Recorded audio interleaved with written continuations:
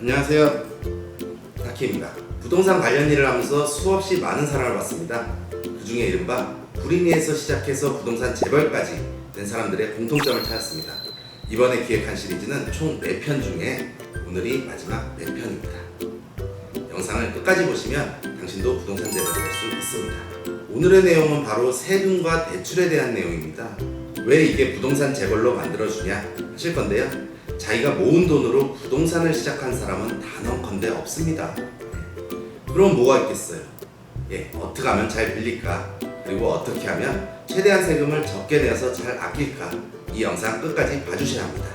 첫 번째, 대출입니다. 빚내는 것도 능력이다. 이 말 들어보셨나요? 예전에는 대출을 받으면 다 갚아야 한다, 빚이다, 이렇게 생각했잖아요. 그런데 사실 지금은 받고 싶어도 못 받는 게 대출이고, 대출 활용에 따라 빠르게 자산을 늘릴 수 있는 방법이 있습니다. 현재 금리는 사실상 제로 금리에 가깝습니다. 언젠가는 올라갈 수 있겠죠. 하지만 현실적으로 당장 몇 년 안에 예전에 IMF 때처럼 금리가 확 올라가기는 어렵습니다. 비현실적이죠. 예금 금리가 이렇게 낮은데 통장에 적금을 한다? 그냥 시간과 돈 낭비하는 겁니다. 예금 금리가 낮은 만큼 대출 금리도 낮아졌기 때문에 그 대출금을 활용해서 더 큰 수익률을 있다라고 하면 투자하는 게 맞지 않을까요? 레버리지라고 하는 겁니다. 자, 일단 부동산 관련 대출 중에 꼭 알아야 될 용어 몇 가지만 짚고 갈게요. 기본 용어 중에 첫 번째가 LTV, 주택담보대출 비율이죠. 내 집이 예를 들어서 5억이에요. 5억 중에 LTV가 50%다 라고 하면 5억에 50%, 그래서 2억 5천까지 담보를 잡을 수 있다, 담보대출을 받을 수 있다, 이렇게 이해하시면 되겠습니다. 그리고 두 번째, DTI, 총 부채 상환 비율입니다. 내가 받은 담보대출이 이만큼 있으면 나의 실질적인 소득금으로 해서 얼마만큼 갚아 나갈 수 있는지 비율을 정해서 그 비율 안에서 대출을 해주는 겁니다. 그리고 세 번째, 조금 더 구체적인 건데요. DSR, 총 부채 원리금 상환 비율입니다.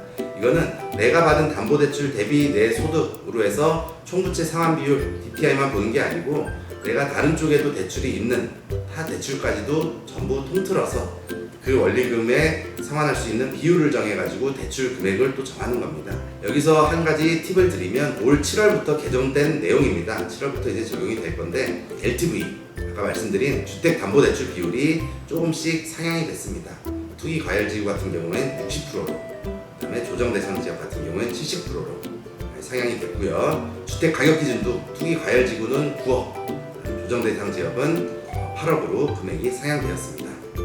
DTI는 60% 적용된다라고 보시면 되고요. 그리고 DSR 이 부분도 은행권은 40%, 그 다음에 비은행권은 60% 그래서 적용이 됩니다. 다만 여기서 참고로 하셔야 될 게 최대 대출 한도는 4억 한도에서 나옵니다.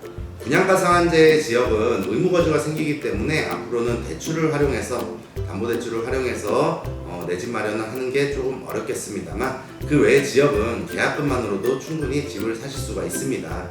중도금대출, 주택담보대출 등 활용하시기에 따라서 계약금만으로 내 집 마련하시는 게 충분히 가능하십니다. 다만 은행도 케이스 바이 케이스라 여러 군데 상담을 하셔야 되고요. 직접 은행마다 발품 팔기가 어렵다 하시면 대출 상담사도 적극 활용하시면 좋겠습니다. 자, 생각해보시면 아무리 집이 몇 채씩 있는 부동산 자산가라고 해도 현금을 몇 억씩 가지고 있지는 않습니다. 대출 활용하세요. 다시 한번 말씀드리지만 대출 활용하시는 것도 능력입니다. 자, 두 번째, 이렇게 대출을 해서 부동산을 시작했으면 이제 아끼셔야겠죠. 세금 아끼셔야 됩니다. 부동산 아파트 관련해서 세금의 종류, 직접적인 것 몇 가지만 말씀을 드릴게요. 부가세가 있겠습니다. 부가세는 일반적으로 전용 85제곱미터 밑에 주택에는 부가세가 붙지 않으나 85제곱미터 이상의 주택에는 부가세가 붙습니다. 아파트가 아닌 경우, 주택이 아닌 경우에는 상가, 상업시설이 있고요. 그리고 오피스텔, 그리고 생활형 숙박시설, 이런 경우엔 주택이 아니기 때문에 부가세가 들어가 있습니다. 그리고 두 번째로 취득세가 있습니다.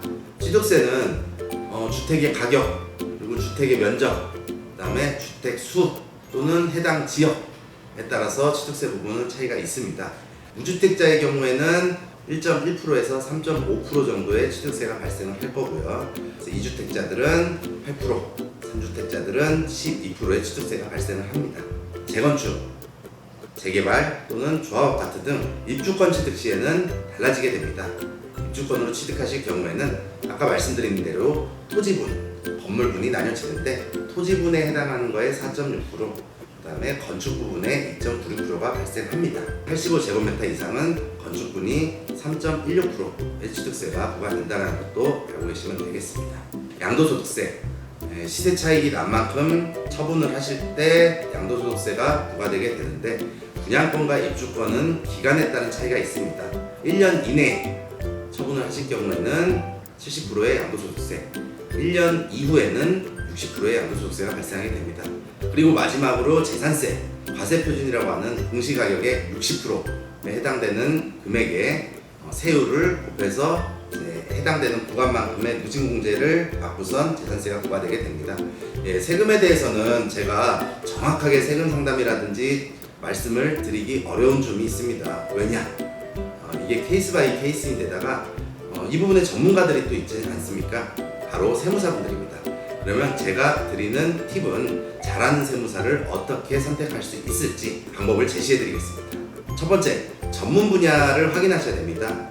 두 번째, 세무사 사무실을 가보시면은 사무장 또는 격리에서 직원분들이 많이 상담을 하고 운영을 하는 경우가 많습니다. 세무사분께 직접 상담을 받을 수 있는지도 체크해 보셔야 되겠고요.